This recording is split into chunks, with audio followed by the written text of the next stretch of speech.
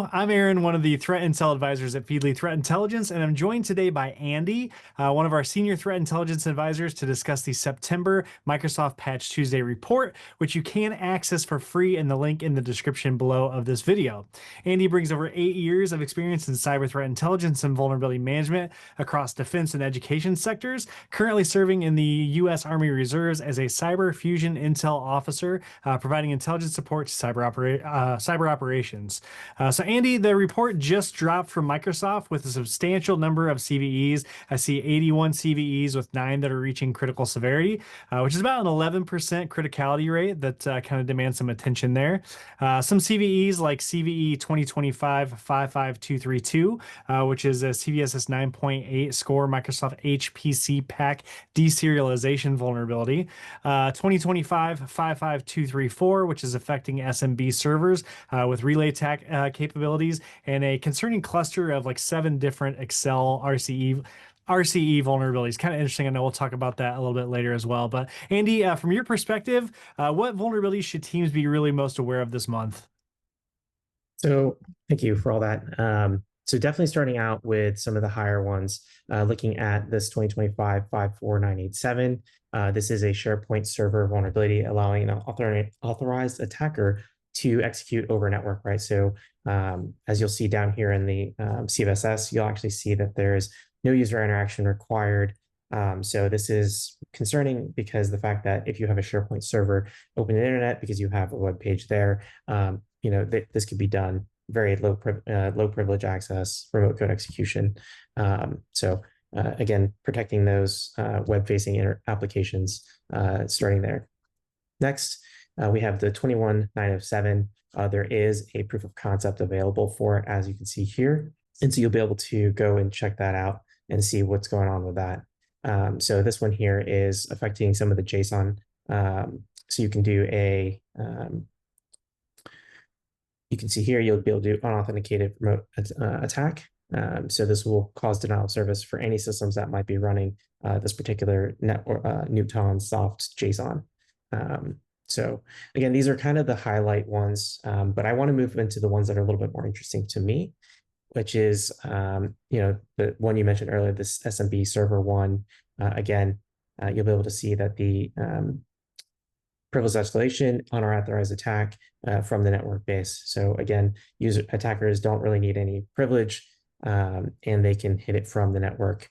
There will be some user interaction required, but for the most part, still a really good one to look at because it is a server that would be affected. Gotcha. Moving along. Oh, good. Sorry. Oh, you're good. Yeah, the HPC, there's just a lot of very interesting ones that you might be, that teams should definitely look into, right? So you kind of mentioned the HPC one again. This one here, at least you can monitor via the TCP port 5999 here.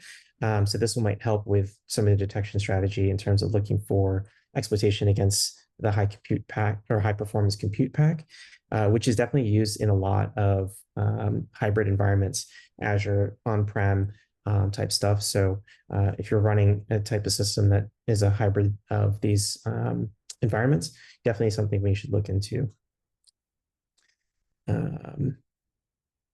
So yeah, those are the top ones that I would like to highlight for now. Gotcha. Yeah, I know a lot more teams using those hybrid systems, so that's an interesting one to look at there. I also know that we saw a pretty unprecedented cluster of 7 different Excel remote code execution vulnerabilities this month.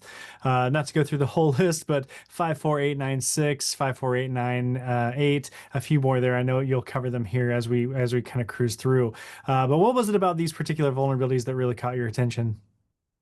Yeah, so going through it, right, you'll see that their security update is available. But then when you go into the actual vulnerability from Microsoft, you'll actually see that there's no a patch available for Mac. So generally, there might be a Windows team that's handling patching for Windows type stuff, but maybe they don't think to notify an Apple endpoint team, or an Apple user might not think to update their Microsoft Office because they're a Mac user. They're not typically looking for Microsoft stuff. So it's definitely important to note that if you have these particular products, Microsoft Office, Excel, PowerPoint, things of this nature, that you're making sure that you're patching. So this patch, or at least watching, like security defenders need to be looking at these Mac systems that might have this installed, because all of these can be arbitrary code execution.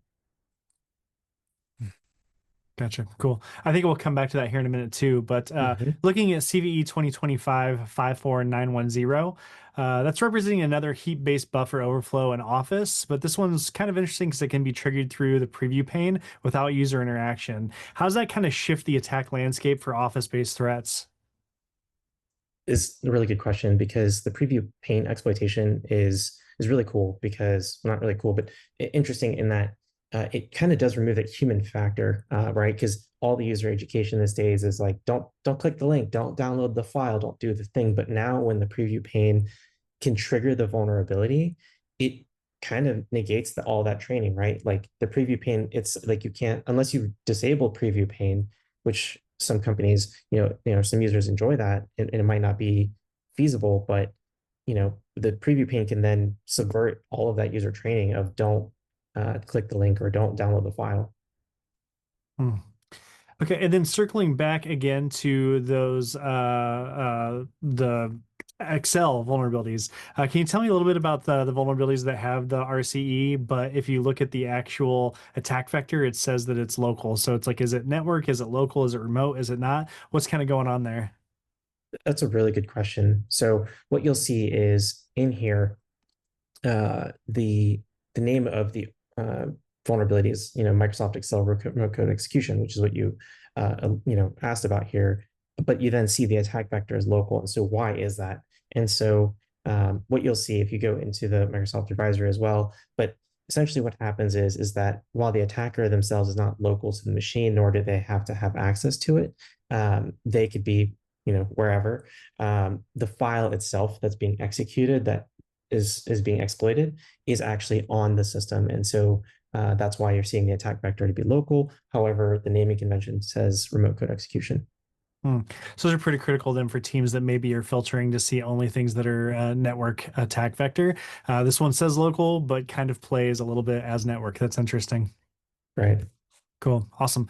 Great. Well, thank you, Andy, for all that. And thank you for our viewers for joining us on the breakdown of Microsoft's September Patch Tuesday report. If you want to explore these reports further, you can access them again for free and Feedly. Just click the link in the description below. And thank you for watching.